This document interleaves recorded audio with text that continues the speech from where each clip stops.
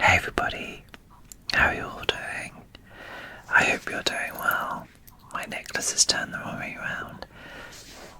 My name's Matthew, and I post videos, ASMR videos every Monday and Friday.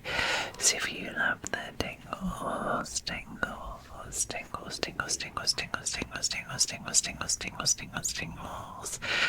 then please do hit that subscribe button because you are in the right place. I hope you have had a great weekend or week or whenever you're watching this video. I hope you're doing well. I don't have much to ramble about today, so we are going to get straight into another true crime ASMR. Tonight we will be delving into a deeply tragic case. Now, it's not one I'm familiar with, but I have started doing some research, and it's already deeply horrifying, and I've not even got into the full case yet, so I'm already horrified. But it's the Bega School murderers, and as always, my videos are meant to be informative and respectful to the victims and the families, and if there's any point that you feel uncomfortable, then please feel free to pause or step away from the video, as your well-being is really important as well. So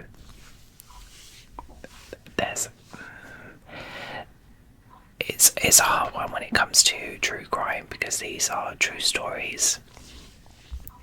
But what has happened to those poor girls is deeply, deeply traumatic. So, forewarning in advance. And as always, this timeline is broken down by ChatGPT. So if there's any inaccuracies, I do apologise. And as always, once we've gone through the timeline, we can always look up some news articles as well, just to flesh out the stories even further. So it was the early hours of October 3rd, 1997, in the quiet town of Bega, New South Wales, in Australia.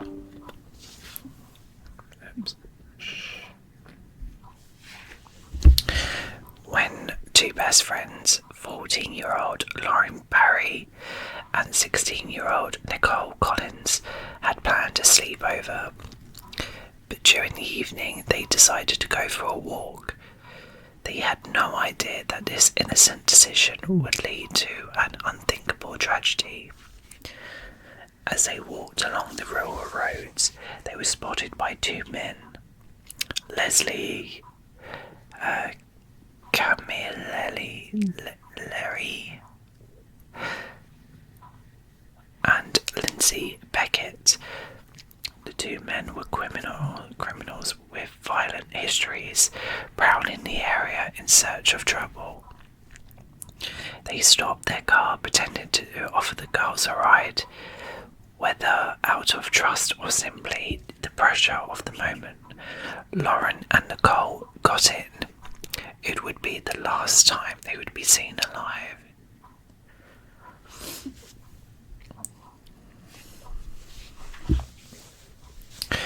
What followed was hours of terror for the two girls.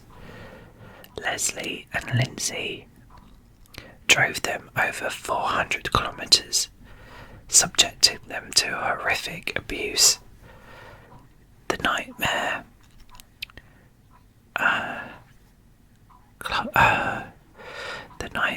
conducted in a secluded forest. In the secluded forest of Victoria, where both girls were brutally murdered. For months, their families had no answers. The disappearance left the town of Bega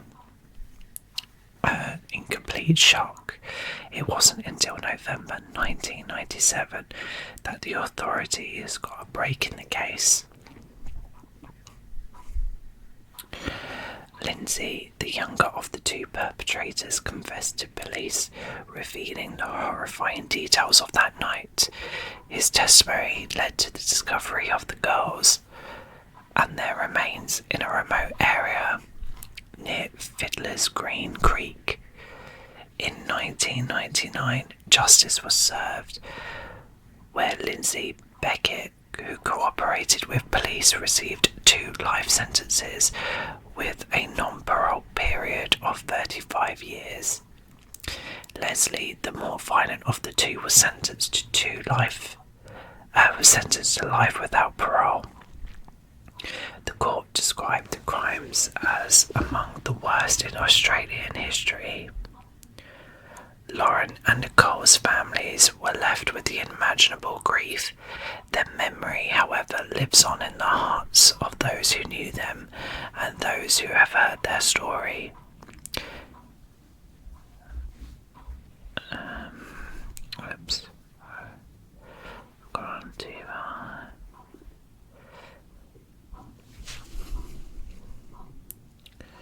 So cases like this remind us to stay cautious and to look out for one another. If you ever find yourself in an unsafe situation, trust your instincts and reach out for help. But let's take a moment to reflect on the lives of Lauren and Nichole, who they were beyond this tragedy. Lauren Barry was known for her bright personality, always eager to make others laugh. She was a caring friend, deeply loved by her family. Nichole Collins had dreams of travelling the world, a passion for music, and an infectious enthusiasm for life.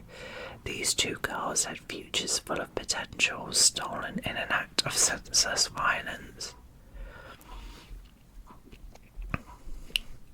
The investigation into their disappearance was extensive. Authorities combed through witness statements, CCTV footage, and forensic evidence. When Beckett finally confessed, he led the police to the site where their bodies had been discarded, bringing closure to months of uncertainty, but also confirming the horrifying details of their final moments.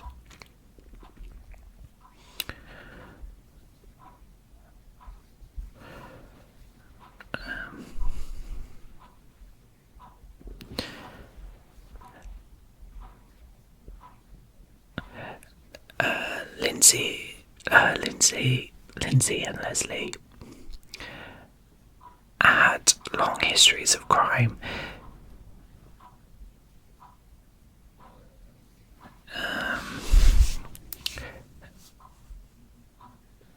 Particularly Kimmeleri, who was a career criminal with a history of violence and intimidation. The court proceedings detailed the disturbing nature of their crimes, and the prosecution worked tirelessly.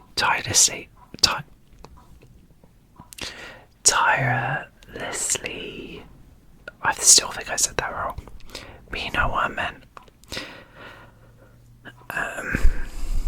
To ensure that they would never harm anyone again. The Bega community was shattered by the loss of these two young girls. Memorials were held and visuals brought people together in their sorrow and remembrance. Their families have become advocates for victims' rights, ensuring that their story would never be forgotten. New safety measures were also discussed to prevent such tragedies in the future. Let's have a look and see if we get some more detail.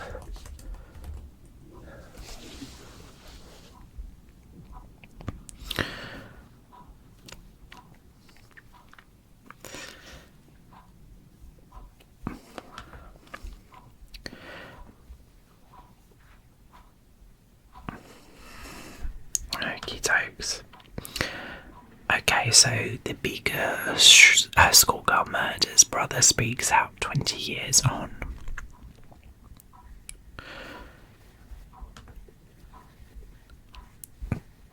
Oh, we can't look at this article. The Canberra Times. There's got to be a better one.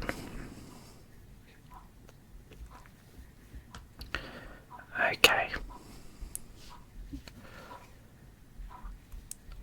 So, morbidology. Lauren Barry and Nichole Collins, the Bega Schoolgirl murders.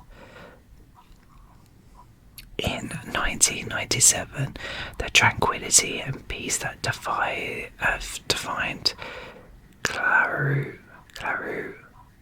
in Australia was shattered when two teenagers disappeared under unsettling circumstances.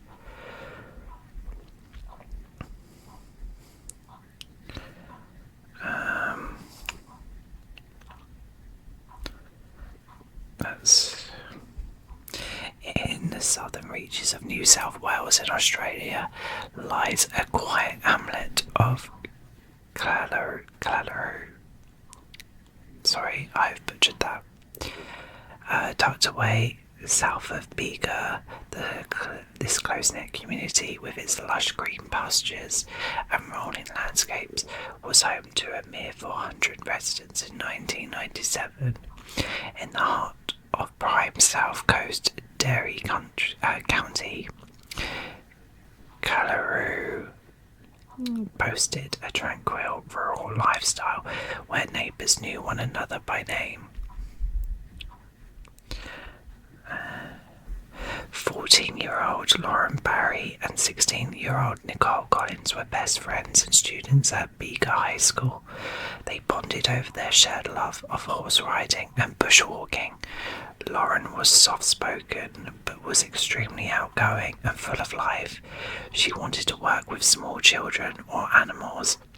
Her father, Garrett Barry, was Bega Valley Shire Council town planner, and her mother, Cheryl, was a stay-at-home mum. She was exceptionally close with her older brother, Nathan. Nichole, too, was a social butterfly who loved people. She worked part-time as a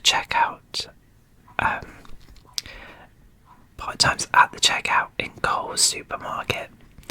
In Bega, where she was known as a hard-working and dedicated employee, she had aspirations of becoming an interior designer or chiropractor. Her father, Graham, was a vet, and her mother, Delma, was a nurse in the local day surgery.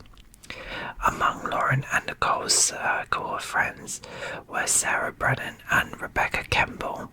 The group of friends had planned a camping party at White Rock in Callaroo.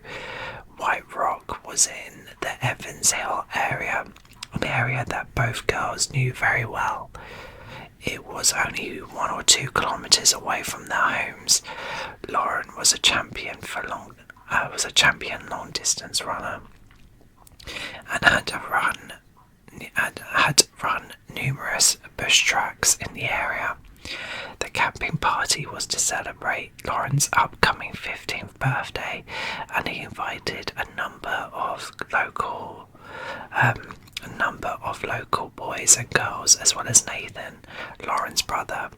After setting up camp on the 3rd of October 1997, the group relaxed around the campfire, swam and rode horses. Throughout the camping trips, the girls returned home to get showers and fresh clothing. On Saturday, Nichole returned home briefly to wish her mother a happy birthday. Meanwhile, Lauren attended a family dinner at her home. Afterwards, both girls returned to the campsite, and on Sunday morning, Nicole's parents visited the campsite to see how everybody was getting on. She said that all the teenagers were in high spirits and chatted to them before they returned home. Teenagers had often camped at White Rock, and there had never been any problems, as they believed it was a safe area. At approximately 9 p.m. on Sunday the 5th of October, the girls left their other friends at the campsite, stating they were going to a party 7 kilometres away at Chalat. Earlier in the evening, 2 boys who were at the camp headed off to the party, and later on the girls decided they wanted to go too. Nichole believed that her ex-boyfriend would be at the party and she wanted to talk with him. The girls were experienced in the bush and had gone on numerous horseback rides along the trails. They were carrying only a flashlight and no supplies or clothing, indicating that they planned on returning to the campsite. However, the girls never returned that night and they never showed up to the party. The alarm was raised the following morning when Nathan woke up and found out that his sister and Nichole still haven't made it back. Nathan rushed back home to see if maybe the girls stayed overnight at the family's home, but they weren't there. When the girls were nowhere to be found, their families alerted the police and a search party was assembled. The officers were assisted by sniffer dogs and SES volunteers. The search party scoured the bushland near Tadra, looking for more clues which would hopefully lead to the pair. The police air wing Polaire also hovered overhead, but they were unsuccessful in finding any more clues. On day 2 of the search, it was called off due to heavy rainfall and poor visibility, but it continued at 7 a.m. on the 3rd day. Initially, police announced that they didn't speculate foul play in the teenager's disappearance. At the moment, there's nothing to indicate there's a major problem, said Constable Trish Swilks of Bega Police. Due to the fact that Lauren and Nichole were teenagers, many questioned whether they had simply just run away from home. One rumour that circulated around the area was that they had run off to join the hippie commune near Bega or had run off to Melbourne. Lauren's father, Garrett, denounced this theory, stating that his daughter would never dream of running away. He said there is no reason to believe she or Nichole would do that. She is a happy, outgoing girl, very considerate. She always phoned us to tell us where she was, even if she was just down the road. Nichole's father echoed this belief and said he was certain that his daughter would never get into a car with somebody she didn't know. In the immediate aftermath of the disappearance, there were a number of reported sightings of the girls, some as far as Sydney and right down to Melbourne. However, they all led to dead ends. We have received and checked out quite a few sightings, but most of them had been reported simply because people have seen 2 girls about their age, said a police spokesman. They also announced that they were confident that the 2 girls were not lost or injured in the bush somewhere. They were confident that the girls weren't lost or in... okay, I did read that right. It wouldn't be long until Rory turned to fear when at around 4:30 p.m. on Monday, a local man named Alan Lane discovered a jumper and flannel shirt while on his way to the local tip. It was located around 1 kilometre away from the camping ground and in the opposite direction of where the girls had supposedly been heading. The items of clothing were identified as belonging to Lauren and Nichole. The discovery led to fears that Lauren and Nichole had met with foul play, but police said they would be keeping an open mind. One witness did come forward to say they had spotted 2 girls walking along the Snowy Mountains highway, while another witness said they were certain they had seen Lauren and Nichole talking to someone in a cream-coloured 4-cylinder sedan at around 9:30 p.m. After these reported sightings, police soon declared that they believed the girls may have hitchhiked or were taken and been actively looking for the car. Lauren and Nichole's parents made an emotional plea on national television, urging anybody with any information to come forward. Nichole's father, Graham, shared his belief that his daughter and best friend had been abducted. It's a parent's nightmare to think that they're not going to see their children again. It's obviously been obviously a worry all along that someone or that somehow or another they had been forcibly removed from the area. If they had, we would like any information at all, he said. He even addressed the girl's potential captor, urging him to have some human decency and let them know if their daughters are alive or dead. Both families were extremely proactive in the search for Lauren and Nichole. Nathan spent hours searching the rugged bushland where the girls were last spotted. I feel she's around here somewhere. It's where some of her clothes were found. I've hardly slept since Sunday. Just a nap here and there, he said. Poor kid. The shock of the girls' disappearances reverberated through the idyllic Bega Valley surrounding Kalaru. Locals assisted in the search and handed out flyers for the missing girls. Classmates of the missing girls returned to school from their holidays in a somber mood. Many had spent sleepless nights out searching for Lauren and Nichole. The Bega High School formulated a strategy to cope with the outpouring grief from the students and friends of the girls. Counsellors were called in and quiet rooms were set aside for those who needed a moment to themselves. As the search for Lauren and Nichole entered its second week, the police were no closer to explaining the strange disappearance as they were on day one.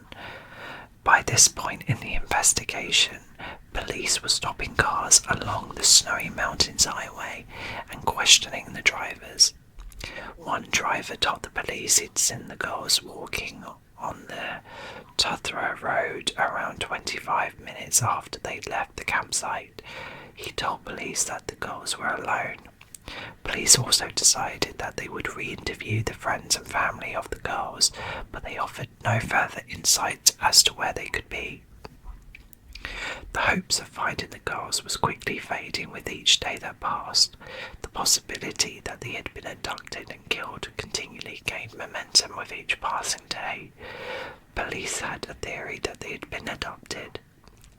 After they walked through the bush and came upon the busy Snowy Mountain highway where they were last seen, they still wanted to speak to the driver of the cream-coloured sedan, but as of yet nobody had come forward to identify the driver.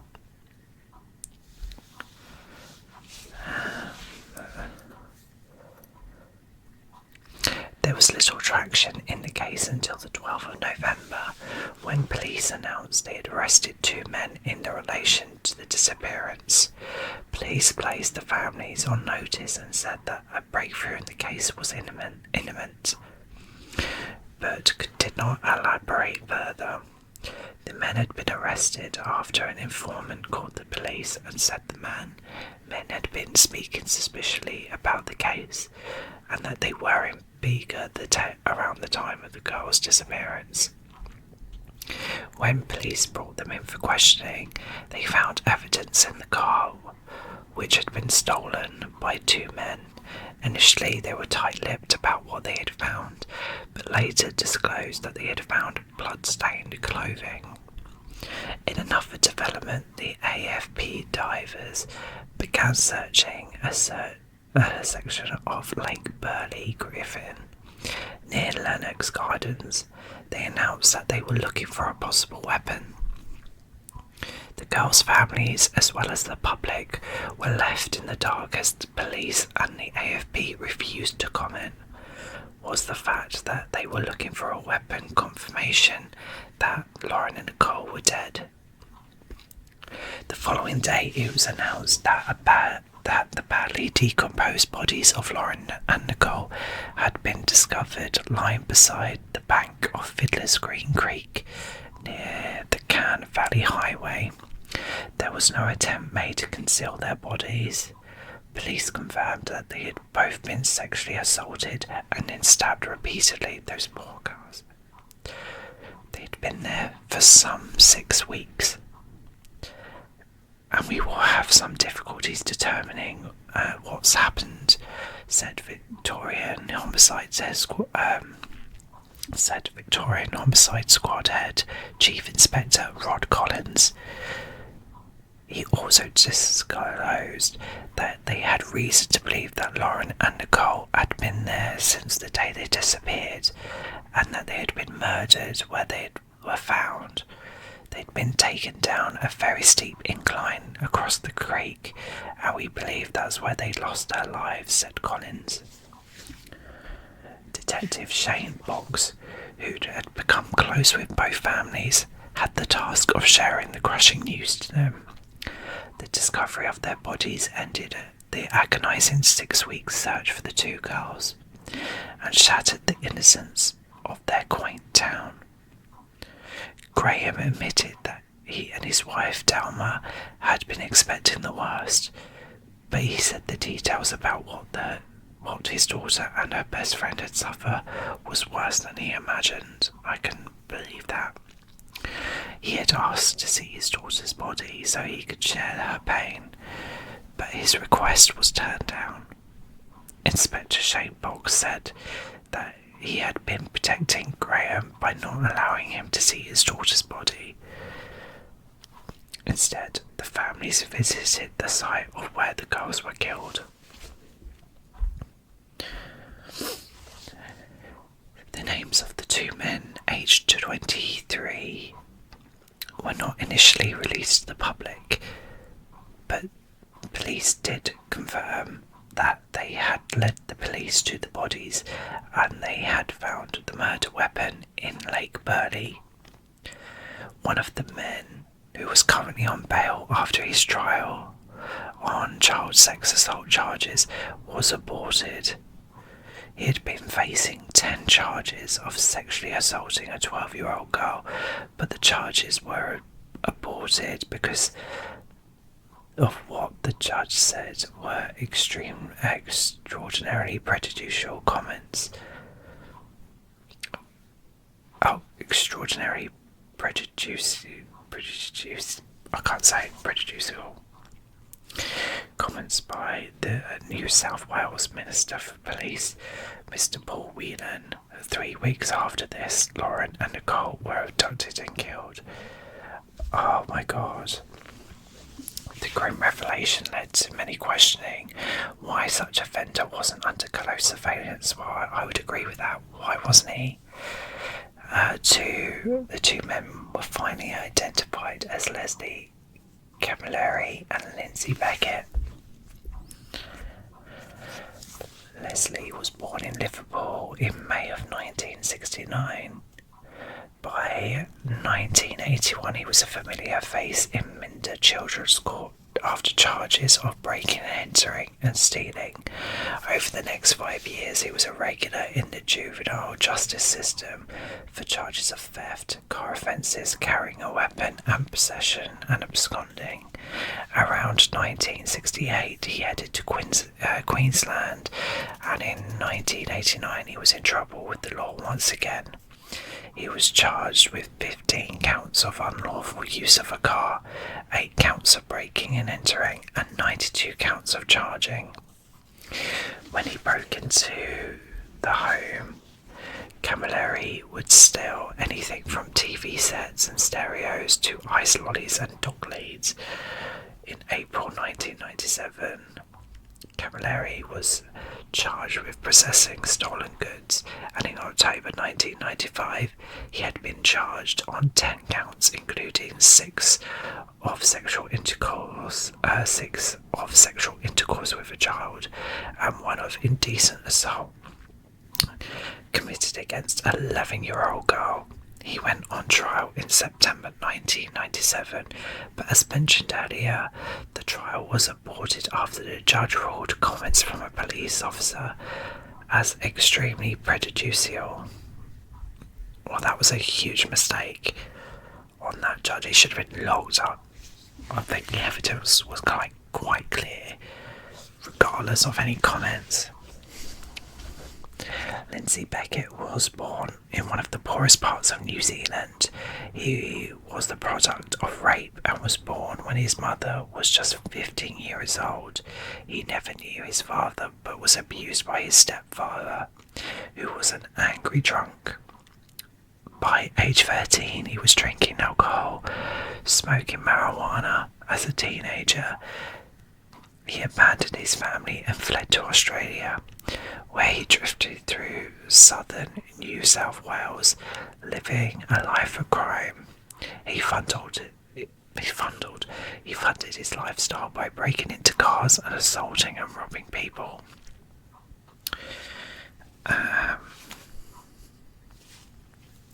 He then met a young mother named Laura Lee Tat at Griffin Hospital, where she was recovering after an assault.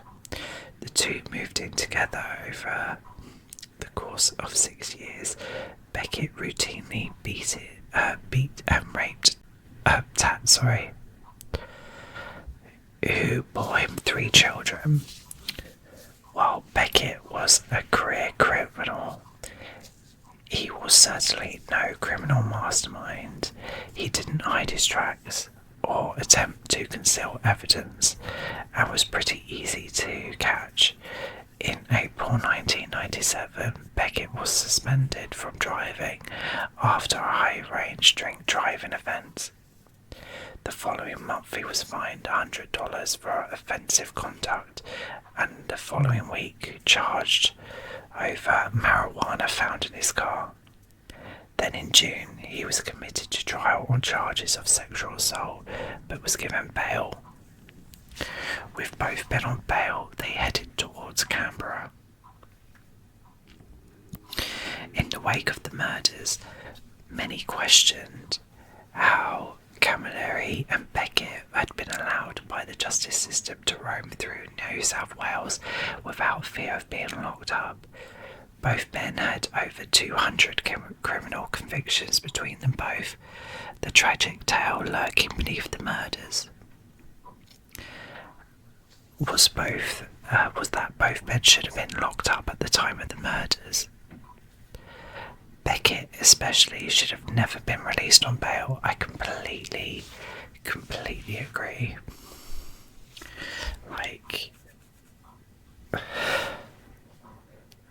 These guys should never have been allowed to walk free. There was definitely some letdowns in the system. But there's so much more detail in this article, which I'm going to link below. But like I said, it's also raised discussions about the Australia's justice system. Could more have been done to prevent these men from reoffending? Should there have been stricter parole conditions for violent criminals? These are questions that still linger today, and that's so shocking. Because of these letdowns in the system, 2 innocent young teenagers had lost their lives unnecessarily, quite frankly, and there are probably some people in the justice system that probably do have blood on their hands. I'm just going to say it. They really let down the public, and quite horrifically let down the public.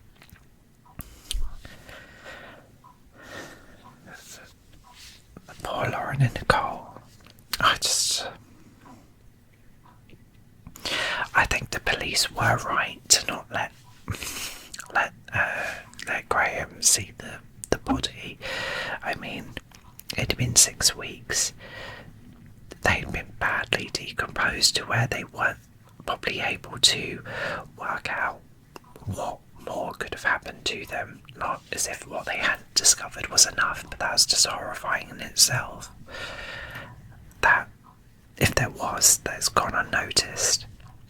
Also, the fact that they were so blatant in not trying to cover up the tracks that girls were just left there.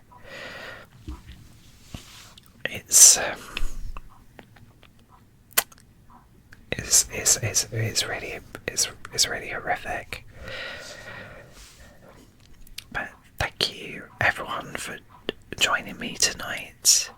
If you'd like to hear more true crime stories, then please don't forget to like and subscribe.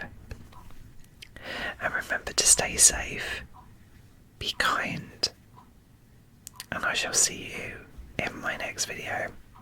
Night, guys.